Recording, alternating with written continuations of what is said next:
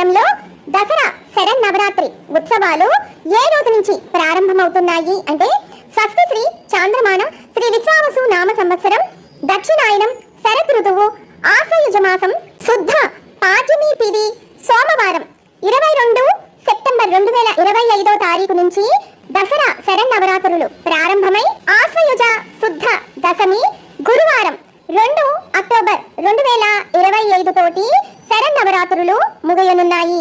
దసరా ఉత్సవాలు ప్రతి ఏటా 10 రోజుల పాటు నిర్వహిస్తూ ఉంటారు. ఈ సంవత్సరం 2025లో మాత్రం 11 రోజుల పాటు జరగనున్నాయి. 10 ఏళ్లకొకసారి ఇది మార్పు వల్ల అమ్మవారు 11వ అవతారంలో భక్తులకు దర్శనం ఇస్తారు అని ఆలయ వేద పండితులు చెబుతున్నారు. మనకి 11 రోజుల పాటు 11 అవతారాలలో అమ్మవారు దర్శనం ఇవ్వనున్నారు. మొదటి రోజు ఆశ్వయుజ శుద్ధ పాడ్యమి 22 సెప్టెంబర్ 2025 సోమవారం.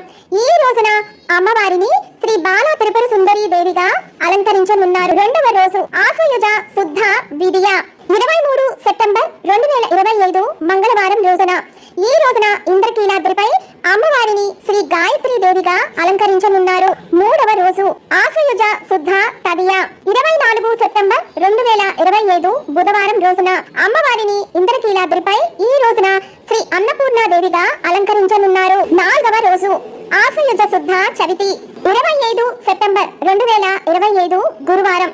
ఈ రోజున ఇంద్రకీలాద్రిపై అమ్మవారిని శ్రీ కాత్యాయని దేవి అలంకారంలో అలంకరించనున్నారు. 10 సంవత్సరాలకొకసారి తిథి మార్పు వల్ల అమ్మవారు 11వ అవతారంలో భక్తులకు దర్శనం ఇస్తారు. అదే ఈ సంవత్సరం కాత్యాయని దేవి రూపంలో అమ్మవారు ప్రత్యేకంగా దర్శనం ఇవ్వనున్నారు. ఇలా 10 ఏళ్లకొకసారి 11వ అవతారం ఉంటుంది అని ఆలయ పండితులు చెబుతున్నారు. ఈ కాత్యాయని అలంకారమే ఈ 2025 సంవత్సరంలో నూతన అలంకారం.